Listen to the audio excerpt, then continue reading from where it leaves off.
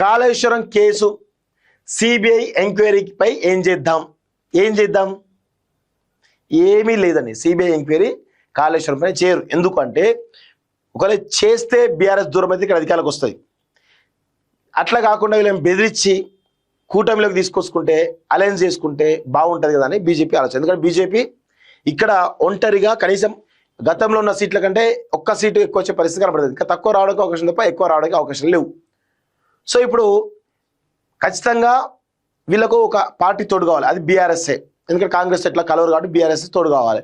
So ఇక్కడ ఏం జరుగుతుందంటే బీఆర్ఎస్ తోడు అనుకోండి, సో ఇక్కడ అధికారులు రావచ్చు అనేది బీజేపీ యొక్క ప్రయత్నం. సో బీహార్ లాగా ఫస్ట్ అలయన్స్ అని పోతారు, తర్వాత మొత్తం నితీష్ కుమార్ని మింగేసారు కదా బీహార్లో. అట్లే ఇక్కడ కూడా అదే జరుగుతుంది. మరి బీఆర్ఎస్ పార్టీ సిద్ధంగా ఉన్నదా బీజేపీతో అలయన్స్కు? అంటే బీజేపీతో అలయన్స్ సిద్ధంగా లేకపోతే ఇమీడియట్గా కాళేశ్వరం పైన ఎంక్వైరీ చేస్తామని చెప్పి భయపెట్టడము ఇవన్నీ జరుగుతాయి. భయపెట్టి లొంగ తీసుకో ప్రయత్నం జరుగుతూ ఉంటుంది. సో విచారణ కోరుతూ కేంద్రానికి రాష్ట్ర ప్రభుత్వం లేఖ రాసి 7 నెలలు నోటిఫై చేయని కేంద్ర హోంశాఖ ప్రత్యామ్నాయాలపై ఉన్నతాధికారులతో సీఎం మంత్రాలు. మొదట కేంద్ర హోంమంత్రికి లేఖ రాయాలని, స్పందించకుండా సిబిఐ విచారణ కోసం సుప్రీంను ఆశ్రయించాలని నిర్ణయం. అవినీతి జరిగిందంటూనే కేంద్రం సిబిఐకి పర్మిషన్ ఇవ్వకపోవడంపై నారాజ్ అంటూ చూస్తాం. సో ఇప్పుడు రేవంత్ ఏం చేస్తాడు, ఏదో విధంగా బీఆర్ఎస్ డ్యామేజ్ చేయాలి కాబట్టి మళ్ళా తనకుండేటువంటి బీజేపీతో సఖ్యతతోటి ఏదో విధంగా చేసే ప్రయత్నం చేస్తాడు. ఇది 100% జరుగుతున్న విషయం. సో కాళేశ్వరం కేసును సిబిఐకి అప్పగించి 7 నెలలు గడుస్తున్నా కేంద్రం నోటిఫై చేయకపోవడాన్ని రాష్ట్ర ప్రభుత్వం సీరియస్గా తీసుకున్నది.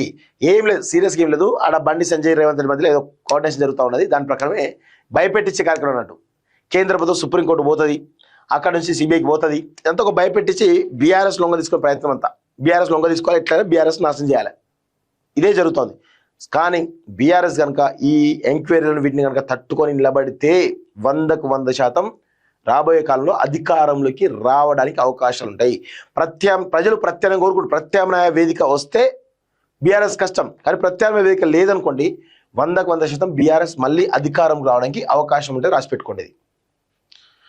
సో కాళేశ్వరం కేసును సిబిఐకి అప్పగించి 7 నెలలు గడుస్తున్న కేంద్రం నోటిఫై చేయకపోవడానికి రాష్ట్ర ప్రభుత్వం సీరియస్గా తీసుకున్నది. ఒకవైపు కాళేశ్వరం ప్రాజెక్టు పేరుతో గత ప్రభుత్వం 1,00,000 కోట్లు నీళ్లపాలు చేసిందని కేంద్ర మంత్రి సిఆర్ పాటిల్, కాళేశ్వరం కుంగిపోయిందని, దాంతో ఎలాంటి ఉపయోగం లేదని రాష్ట్రం నుంచి ఉన్న మరో కేంద్ర మంత్రి కిషన్ రెడ్డి పార్లమెంట్ సాక్షిగా ప్రకటనలు చేస్తున్నాం.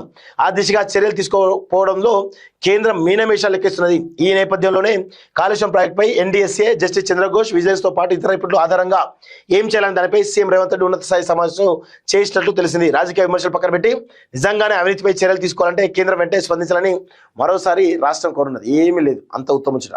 బీఆర్ఎస్ను నాశనం చేసే దానిలో భాగంగా ఇటు రేవంత్ రెడ్డి ఇటు బీజేపీ కలిసి పనిచేస్తున్నట్టుగా చాలా స్పష్టంగా అర్థమవుతుంది.